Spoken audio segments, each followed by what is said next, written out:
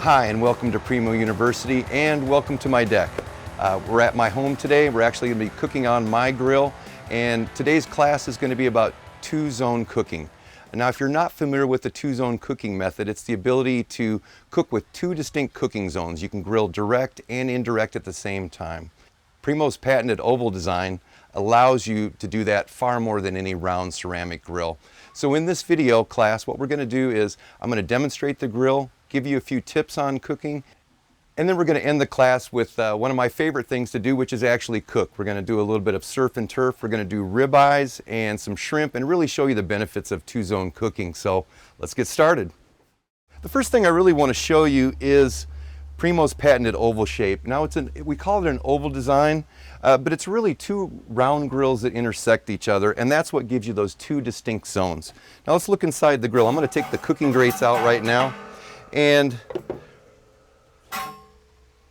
to eliminate a lot of the questions that some of you may have, you know, all the grills are pristine, they're all brand new. Well, this is my personal grill. It's got about 400 cooks on it. You're going to see that black patina that's on the inside of the ceramics. For the purpose of this video, I've gone ahead and just put a new firebox in. So as you can see, you've got two distinct zones. I've got the firebox divider inside. Now, the first most popular method that most people use is they load this side with charcoal, they heat it up, and they have the indirect side. It doesn't require any other accessories at all. Another popular one that I really like, and that's what we're going to do today, is I'm going to load the charcoal both sides, but I'm going to add the heat deflector racks and plates on one side. The benefit of that is while you're cooking direct on this side, you're getting all that conductive heat from that heated ceramic plate that's right there. So what we're going to do now is we're going to load up the charcoal into the grill. We're going to light it. We're going to wait about 5 to 7 minutes and really let that grill heat up a little bit. So I've gone ahead and added a full load of charcoal to both sides of the grill. I've lit it in 2 places on each side using Primo's quick lights. We're going to leave the dome open for 5 to 7 minutes. After I close that, I'm going to give you a few tips on cooking. We're going to let that ceramic get that heat wash, get it fully loaded up with heat, and then we're going to be ready to cook. All right, it's been enough time for the charcoal to heat up. I'm ready to put the heat deflector plate in. And one little tip that I want to show you is the heat deflector plate and how you can keep that clean. I get a lot of questions on the website about this. And what happens is that when you leave the heat deflector plate just as it is, because it is porous material, you do get food drippings that can be absorbed into it. And that does create smoke every time that you cook. One of the neat tricks that you can use is just wrap it in aluminum foil. You're able to take it off after it gets dirty after each cook, and that will always keep your heat deflector plates looking pristine. So I'm going to go ahead and put this in, and we are going to close the dome. I'm going to open up the draft door all the way. I want that heat to really start to rise.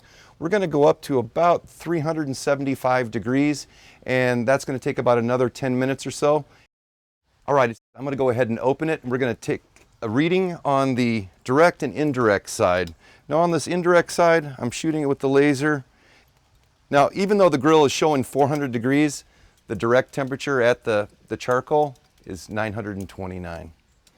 Now when you come over to the indirect side, I'm going to shoot that heat deflector plate, and we're showing 258 degrees. So that's really the difference between the direct and indirect side. All right, now we're at my favorite part, the time to cook. Let's take a look at the food that we're going to be cooking today. I've got 2 well-marbled boneless ribeyes, and what I've done is I've used Primo's bourbon whiskey twist seasoning rub. I put it on both sides, let the steaks come up to room temperature. That's really the best way to cook and grill a thick piece of meat. And then I've also got some shrimp, and I have just dusted that with Primo's Tupelo Honey Crunch. Now, that is made for pork, but it's so versatile. You can use it on poultry and seafood. It's kind of a sweet, but it gives you a little bit of heat too. So let's go ahead and put these on the grill. We've got that 400-degree temperature that we've been wanting.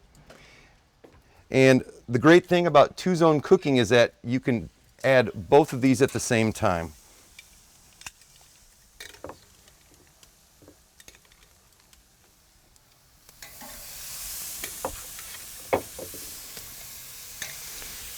Now I'm going to go ahead and close the grill.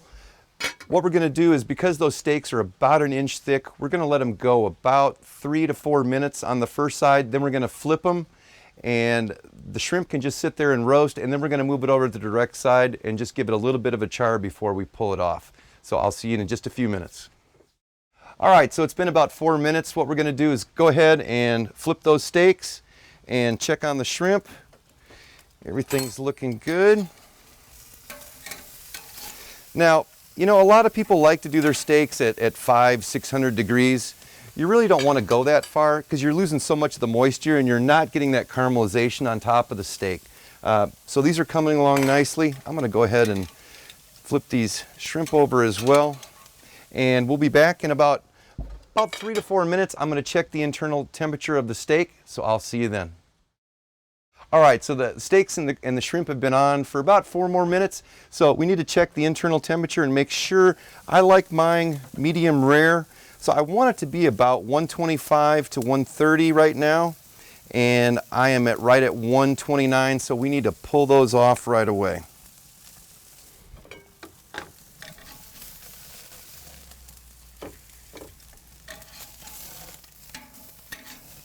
Oh, that looks great. All right, and then I'm just going to move the shrimp over just for about 30 seconds or so, just to put a little bit of char on that. Now, one of the important things that you want to do is you want to rest the steaks. That allows the internal juices to really redistribute throughout the steak so it doesn't bleed once you start to cook it. Now, you can use aluminum foil. What I'm doing is I'm just placing a plate over it, and we're going to let that sit there for about 3 to 4 minutes, and that'll let that just turn out to be extremely juicy. All right, so I'm going to take the shrimp off too. Got a good sear on that. And one little trick, you may have seen it in the other videos with John, is that I do use 2 skewers. That keeps the meat from flipping around. So now that we're done cooking, I'm going to go ahead and shut the top vent to extinguish the fire, and along with the draft door. That'll take about 90 minutes to 2 hours to close down. We're going to wait for those steaks to rest for just a few minutes. We're going to plate it, and we're going to enjoy some great food. See you in a moment. All right, I'm going to go ahead and cut a piece of this meat, see how it turned out. It's supposed to be medium rare, and oh yeah, it is super juicy. Now, if you have any questions about this video, about anything related to Primo, please go to our website, primogrill.com. You can go into the contact page. There's a feedback form there. There's a lot of great information on there about our grills, accessories. And one last thing that I'd ask you to do too is sign up for Primo Life. It's our free email subscription service.